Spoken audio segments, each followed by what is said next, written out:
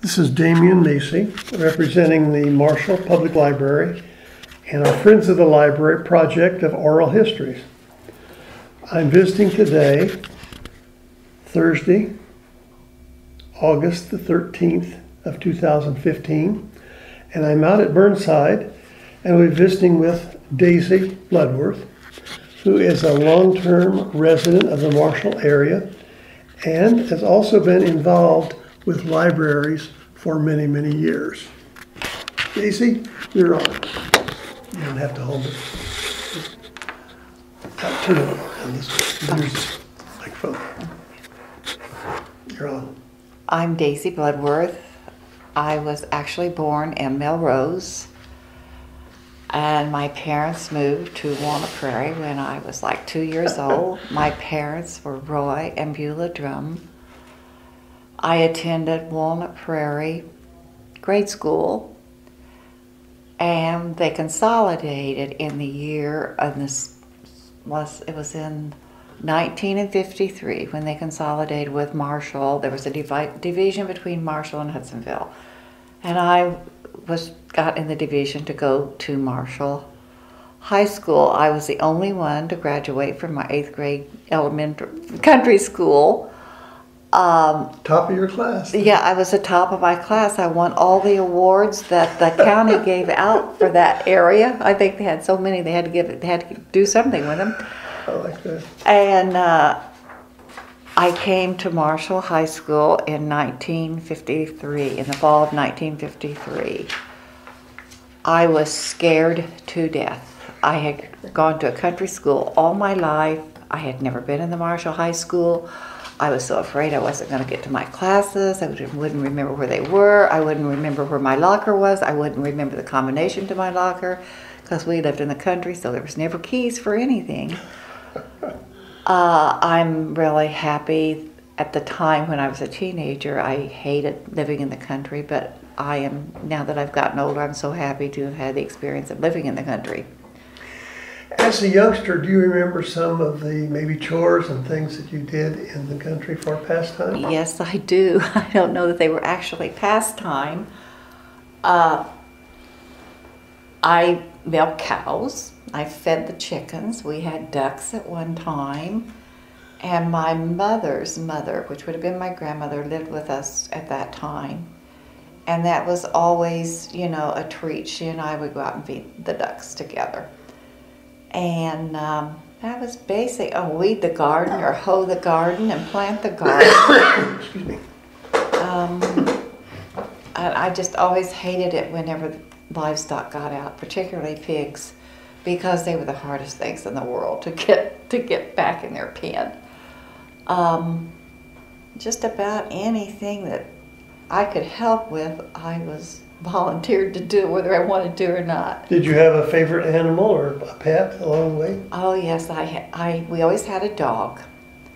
And as a kid, my parents grew up in Arkansas, so every summer we would take a trip to Arkansas.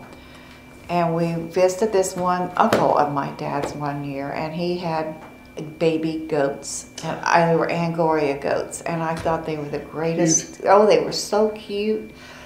So he insisted that I have one. Well, to get it all the way to Illinois, how were we going to do that? We must have looked like hillbillies. I mean, at the time, it was like I didn't think, I was so excited to have this goat for a pet that was all mine.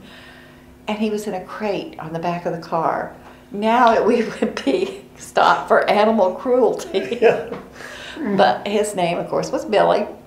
And I taught Billy to teeter-totter with me, and he was just really my buddy. But he did not like my mother because I think she would take the broom to him. And he started digging up her tulip bulbs, and she would get really upset with him and take the broom to him. And we had a porch swing on the front porch, and their bedroom was right outside the window where the swing was.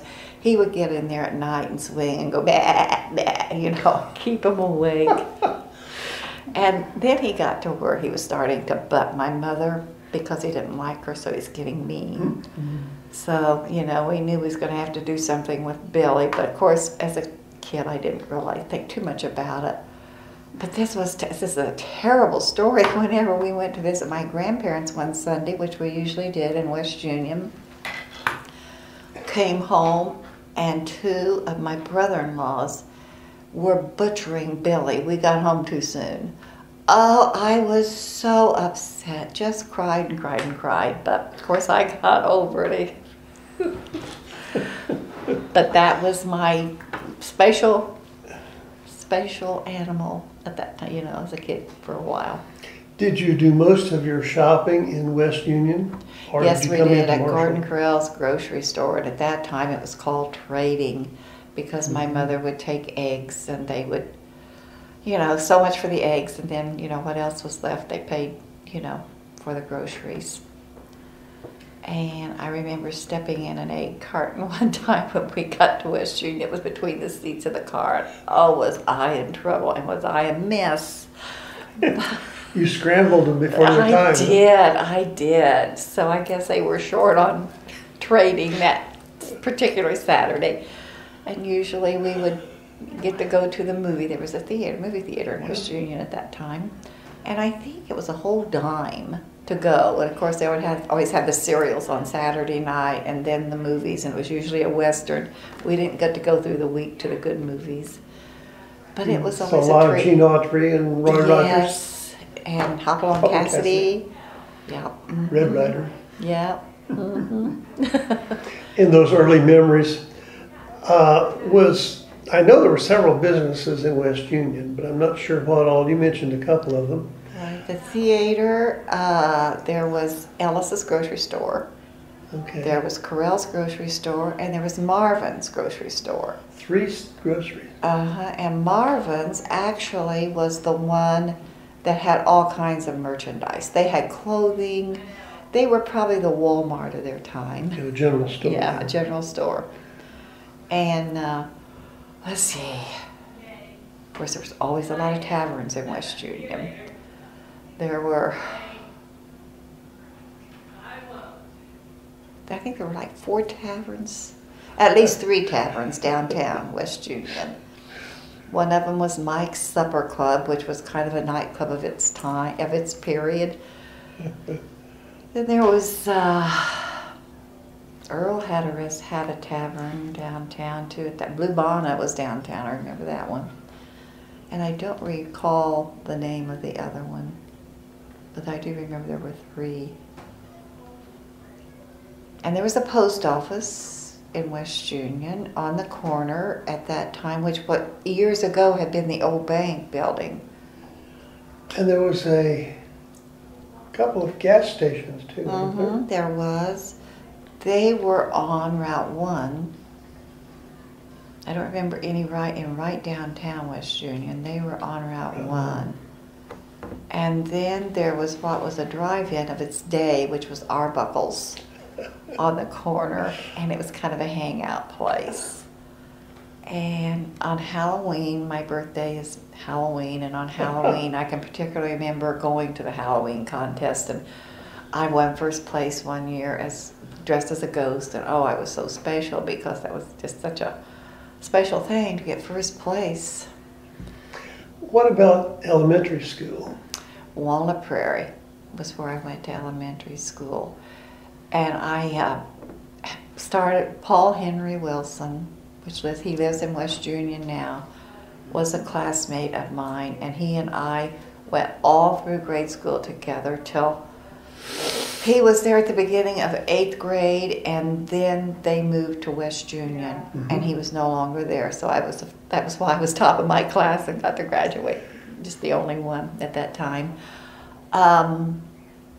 We had Christmas plays, a lot. I remember those in particular.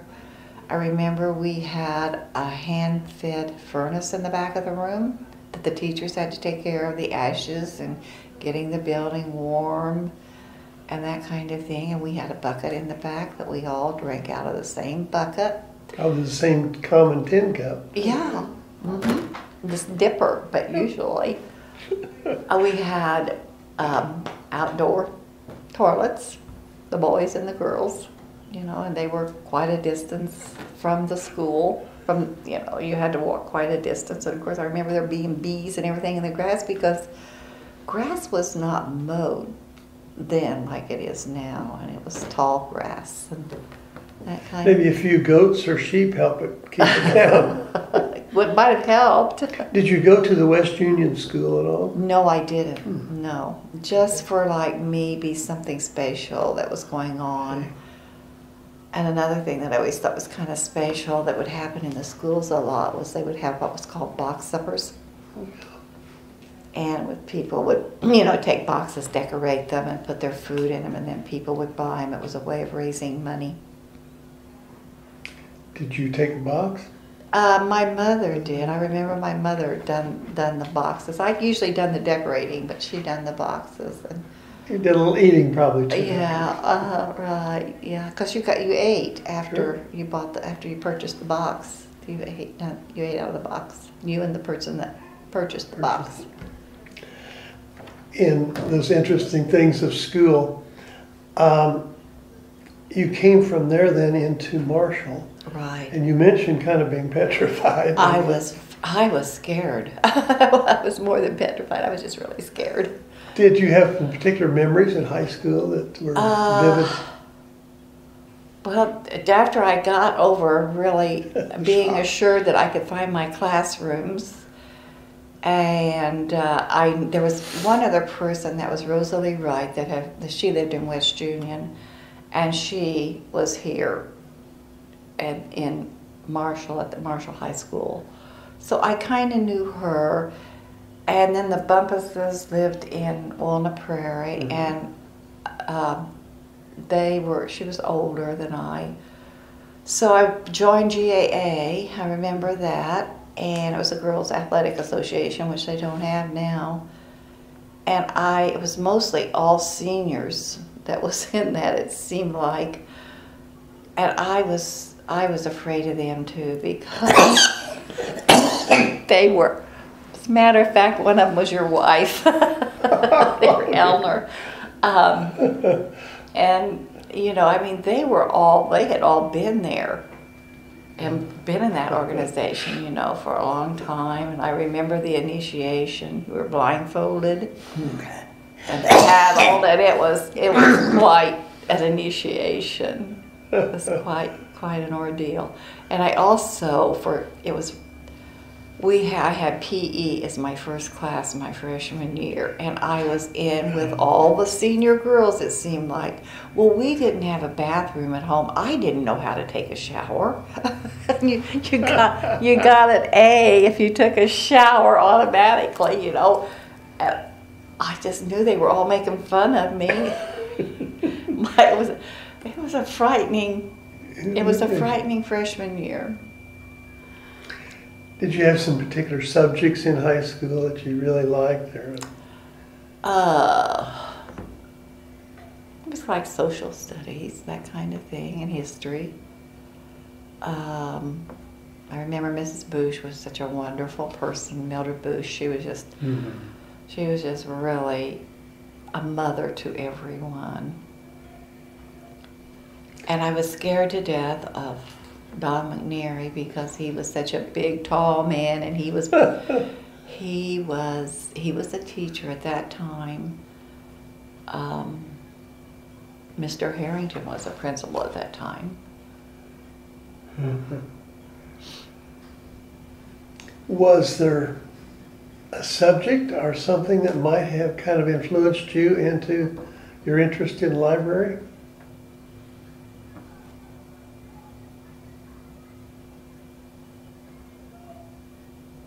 I always liked reading. I guess that would be what influenced me in the interest to do that.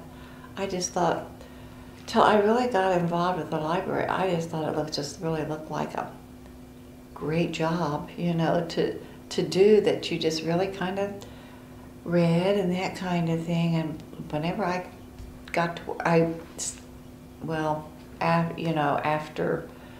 after I got married and had the children, I didn't work, but. And how did you happen to meet this young man, and in what year did you get married? I met Bud. He had already graduated, but he was still, I guess, a kid at heart because he always had a car. So all the girls always liked him because he had a car. Attraction. And at that time, we could leave the high school. We could leave school to go uptown, and he was always there picking up people to take him uptown for lunch. So I started riding with him and others that were riding uptown to go to the candy kitchen for lunch. And that's how we became acquainted. And he just was just around all the time. It just seemed like he was always there. And I really, he knows this because I've told it many times, I really wasn't interested in him. I always tried to get him fixed up with a friend of mine. And I don't really remember, we went on a date and we went to the movies and we went to what was the Grand Theater in Terre Haute at that time. And I was so impressed because that hotel, that was Deming Hotel, across the street from where the Grand Theater was. It was the Terre Haute house. I'm sorry, yes, it was the Terre Haute house. And they had a parking garage. And he parked in that parking garage, let me out, and parked in the parking garage. And I thought, boy, he is really uptown. So I was just really, can't tell you what movie we saw. I don't remember. But I was just really impressed with that. And he was, being a country girl, I think he was a man of the world. So, because he'd done exciting things and Talk about you. He'd done exciting things, and he would take me with him because he always enjoyed racing, automobile racing. And that started when he graduated from 8th grade. His aunt and uncle took him to his first 500, Uncle Kenny and Aunt Ellen. And after that, he was hooked. So, we went to some races together, like on a Sunday or something, like at Salem, Illinois, Indiana, wasn't it? Salem, Indiana, and different, tracks, and it was all right. So we just kind of, I guess we're friends, and then, started dating and that kind of thing. In what year were you married? In 56. 56. Mm-hmm. Do you remember what kind of car that young man had? Had an Oldsmobile. Wow. Yeah. He always liked his Oldsmobiles. Do you wish you had that car today? Yes. Be a nice collectible item. It definitely would. Be. Mm-hmm. So in 56, when you got married and you lived in Marshall, I think, We all your did. life. Our first apartment was on 7th Street, and upstairs on 7th Street, where English owned it at that time. Can't recall her name. Is that where Jones lived now? Mm-hmm, where Joneses live now. That was where our first apartment was. It was 2 rooms. We were married in January, and we went to Indianapolis for our honeymoon, and we stayed in Charlie's Motel. I can remember that. And there was a radio that you put a quarter in, and it didn't work till the middle of the night. I remember that. And then the next day we went, that was on a Saturday. The next day we went to visit his uncle that lived on Pennsylvania Avenue. An uncle and 2 aunts that lived together. The one aunt had never been married, and the uncle's was a widow, and the other aunt was a widow. And we had dinner with them. They weren't expecting us at all. They had just come from church, but they were the type, they used individual salt wells on their table. I had never seen that before, being a country girl. And the table was set very elegantly, and it was a beautiful old home with Some nice big homes. Yeah, winding staircase, and because one of them lived upstairs, and it was big enough for all 3 of them to really have their own space in. And I just thought that was really, really elegant too. And then I remember the next morning there was snow on the ground.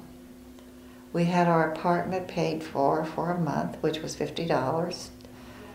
a month at that time, and we had a car, and we had $50 in cash. Which was That was not it. bad for that time. Yeah, that was it. So you ended back up in Marshall, and what was Bud working at that time in somewhere in Terre Haute or something, or? He was working in Marshall at that Marshall. time for Kenny Little's, had a filling station. Oh, yeah. And he Okay. was working for Kenny Little at a filling station.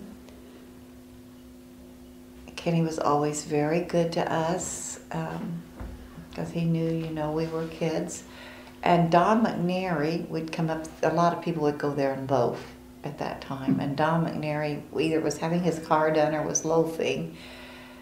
And we had got a dog, as silly young people do. And we were told we couldn't have a dog in that apartment. So we had to move because we had the dog. So Don McNary, I don't know if Bud was telling him the story or what, but he had a little house that was available, and it was on 8th Street. And it was a little house behind the house that they lived, that Don McNary lived in at that time. Okay, I remember that. And that's where Brian was born. He wasn't born there, but when we lived there, that was where he came home to.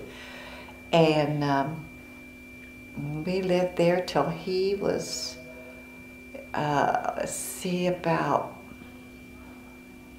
10 months old maybe. And then we moved to North 9th Street. We moved from 7th, 8th, and then 9th. And that's where we have been for 59 years in that house. So that is truly home. Mm-hmm. And Tim was born 2 years after Brian, and that was where he came home to the house that we now live in.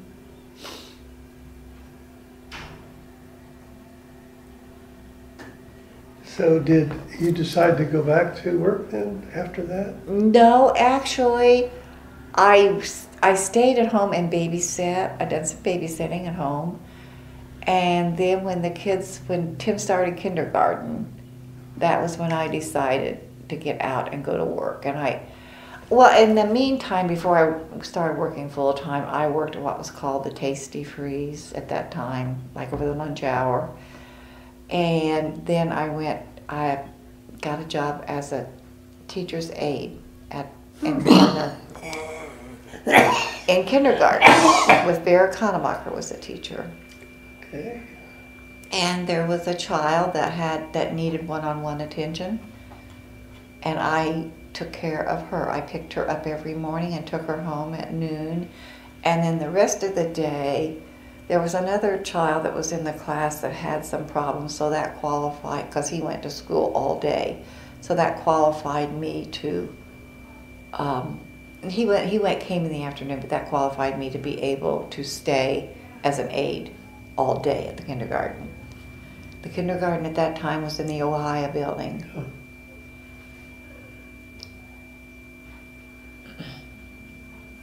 So what? Then after that, after that year in kindergarten, I moved to special ed at the South School. I worked with the TMH, the trainable special needs now children.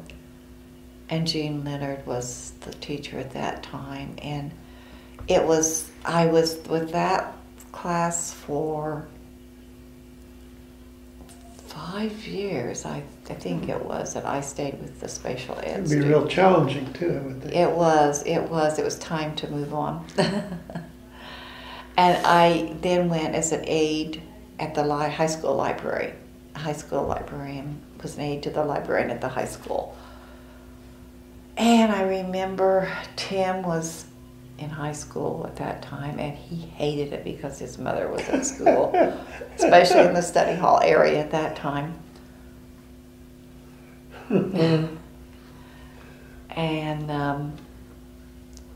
then Tim graduated and went to college to Eureka for a year, and they decided that college wasn't for him. He went on a football scholarship and then decided that it wasn't for him.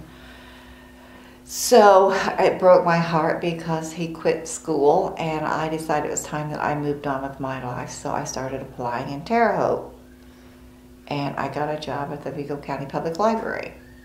And at that time, it was on 7th Street, on North 7th Old Street. building. The old library building, which was right on Indiana State's campus. Of course, it is part of Indiana State campus now. And I worked there, and then I was, when they moved to I was there a year, and then we moved to the new building, which is on 7th and Poplar. And I worked for the library for 20 years, retired with 20 years of service to the Vigo County Public Library. Learned a lot. We had a lot of workshops, we had a lot of training sessions, we had, I really learned that there is a lot that goes on in a library that the general public never sees. They think it's a warehouse of books, and that's right. You go in and you just, you be quiet and all of that. But there's so much in a library that so many people do not know about that the library has to offer. And it's just, I think if they would just think, oh, the library is just where people go hang out. I think a lot of times people think it's a public building, so all of the bums can hang out there because they can't kick them out because it's a public building. But that is so untrue. Yeah. And it's changed so much. I know what year did you retire, by the way? 99. 99. It seems like it's just continuing to evolve with the use of computers and all the programs they have. It's so much more than a book. It is. Depository. Yeah, it is.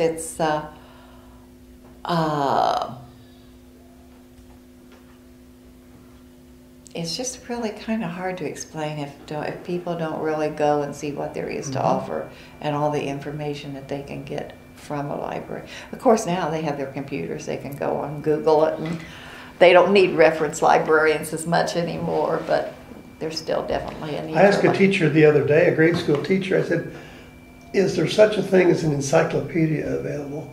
And they really weren't sure, but I don't think they are. I don't Everything's think there on the is. internet or on computer. Right. So why print the book? Yeah. Yeah, because used to that was a job for someone. They would go around selling encyclopedias, and it was a big expense for the schools to buy all the sets of encyclopedias because there was more sets than one of encyclopedia type things. So yeah, it's changed a lot, and it was computerized when I retired. But of course, the programs keep changing. It just seems like everything through the computer and internet just keeps evolving into a different world. It does, yes. And I don't know if all of it's for the better either. Yeah. With your involvement with the library, were you involving it all yourself with programs, students, college students, teachers and all? Or was it pretty much more office and internal personnel you were dealing with? Well, I worked for a department that was called Outreach Department. Oh. And we would go out into the community. We had the media mobile. We had a big media mobile that took collections, out, and you would go to stops. I mainly was in the office part of what was called the extension. Now it's called Outreach, I think. And I'm not even sure that they still have that department, because now they have what's called little mini libraries that they have throughout different areas. And at that time, there were also branches, and all the branches of the library have closed now, except for the West Terre Haute branch. And we would go to take collections to nursing homes. We would go to places like Negocian, Sealyville, and Dresser Square. We would take collections to St. Mary's, to the Sisters of Providence.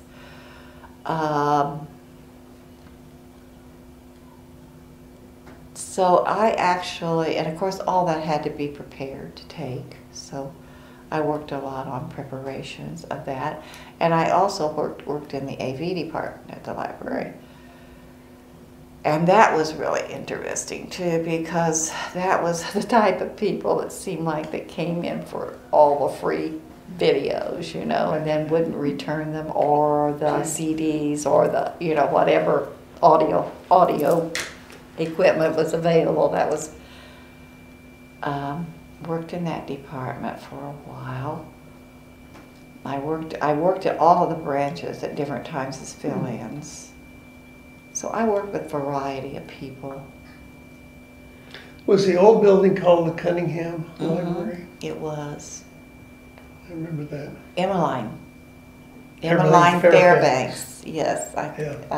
That was because they were the people, the couple that donated the money to build the building, and now it's used as an art studio for Indiana State. I think it's all been restored, everything. I have not been in it for years. I think so. It has. I know it when I went to work there in the old building. It had the mezzanine, what it was called, and the floor, and it was a glass floor. Do you ever recall being in that library? Yes. It was a neat old building. Oh yeah. Marble and. As I recall, it had a dome too. It Beautiful did. dome. Yeah. Yeah. But I guess modern has to be a part of progress to do all the things you need to do. Is there anything right now you'd say, oh, I'd kind of like to go back and maybe do that or change that about a job?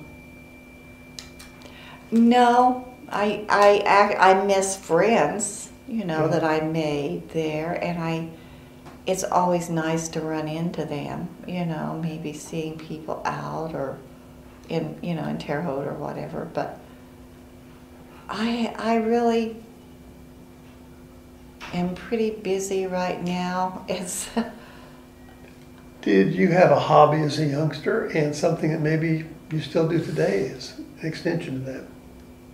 No, I really didn't have a hobby. It's just kind of a thing that I have discovered as I've gotten older. I love decorating. I really enjoy doing that, and I do have a lot of friends with things like that. They'll ask for my advice. So I would say that would be my hobby. I didn't know I had that. I didn't know I had that talent, I guess I would say, till I got older, you know.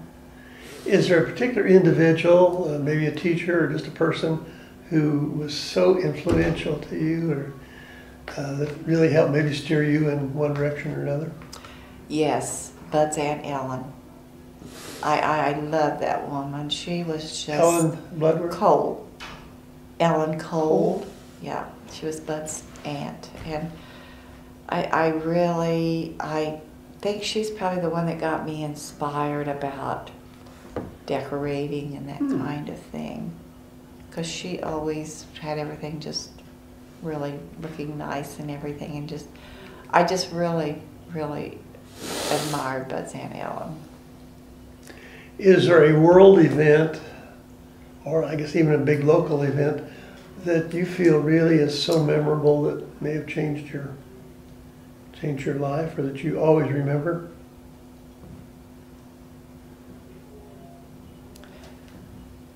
Dear, I think the one that just really was so devastating to me was when John Kennedy was assassinated. So many people mention that. It seems like everyone knows and remembers where they were and what they were doing. Right. I do. And it just seemed like it was such a... The world was good at that time. It was. The economy was good, and people... There wasn't this vast difference of wealth and poor. Everyone was kind of in the same... You knew there were people that were wealthy, but there wasn't that vast margin that there is now. And it just seems like today, with the welfare and food stamps and all, I know they're important and they're needed, but it's just grown so much that I think there's become an entitlement, personally. I just think it is something that it is just, no matter what, there's always going to be people that take advantage and ruin it for the other people, because there are so many people that just really could use help, but they have too much pride and they know hard work. And this, everything now seems to me that it's a me generation. It's all about me. Selfish. Don't you think that country living and growing up in the country kind of sets you apart from that it's me and I'm entitled to this or that? Mm-hmm. I do. I think, as I said, when I was a teenager living in the country, I was so far away from everything that everyone else was enjoying doing, and I was in the country. But at looking back on it, I am so happy I had that experience. Yeah. Daisy, with all the modern conveniences we have today, is there something you have just got to have or you could not live without? My washer and dryer and microwave, probably. Washer, dryer, and what? Microwave. Yes. But first and foremost, my washer and dryer. You want to go back to the washboard and the... I don't want to go back to the laundromat. With the, I guess with the changes and all, that we're proud to be living in a small town like Marshall. But if you were over in Europe, say somewhere, and you said, I'm from Marshall, Illinois, and someone said, where on earth is Marshall and what's that all about? What would you tell them about our community and why they might want to visit here? I would tell them that it is one of the nicest communities around. We have one of the most beautiful courthouses around, I think. I think that it is, some people consider it cliquey, but all in all, people really care about people here. And I would hate to, I just don't think I could handle living where I didn't know people, or because I've just always lived in small areas. And there's just so many things that happen when you live in a small community that people are willing to help you. If you have a problem, you're not afraid to let these people help you. And you wouldn't know who. I just think it's, it's pretty trustworthy. In a small town, you know the people that you can trust. And we've got quite a volunteering community too. Yes, a lot of things happen through strictly volunteer work. Right. I think the streetscape that has happened in town, that my husband, when he was mayor, was instrumental in getting started. I think it is just one of the nicest things that's happened. The Avenue of Flags that we have from Memorial Day to Labor Day is such an attraction to the community. I know a lot of communities have them, but it seems that ours stand out more. Well, the thing with the streetscape, actually, there was the last phase of it done just last year or so, but that started with the original program when Bud was in office. That was part of the original proposal, and the grants and the funding were just not there to make it possible. Mm-hmm. So really it came about as the result of the mayorship of Bud Bloodworth. Yes, it did. Yeah, and Harlan Hall. He's. I remember when that building became available. The officer that was head at the time of the Moose came to Bud and wanted him to buy it, but he was a person that a lot of he thought maybe influential people were above him, and he came right to Bud and he said, "You are the only one that I would offer to sell it to the city for at this price." He said, and I don't know that Bud has ever shared that with anyone, but I do remember that. So I think that is a wonderful asset in town, and I'm so happy it's being used. I think we have some very nice churches in town, and it is important to have a church family.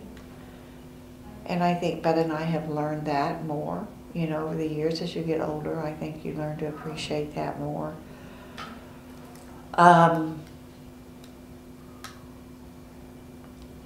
So I guess I'm proud to say that I live in Marshall, and I know a lot of people might say, well, where is Marshall? So we always put it in proximity of Effingham and Terre Haute and Indianapolis. Everyone seems to know where Yeah, we're downstate Chicago, from Chicago. Well, Daisy, it's been a pleasure visiting with you, and I really appreciate you taking the time out to participate in our oral history project. Because as I've said, this is not for today, tomorrow, or even next year, but it's part of our history of Marshall, and it's there for future generations and future people to look at and listen to. So we really appreciate you being a part of that, and thanks again. There is one thing that I would like to mention too. I guess maybe I should have mentioned it before, but I'm very proud of our boys too. They have turned out to be good citizens, and I'm very proud of them, because those are things that come along that are very important in your life. And sometimes future generations and households are one-parent households, and children today, I think, have a more difficult time. I think so too. Really? I definitely do. Thank you. Well, thanks again, Daisy. It was a real delight and a pleasure to visit with you. Thank you.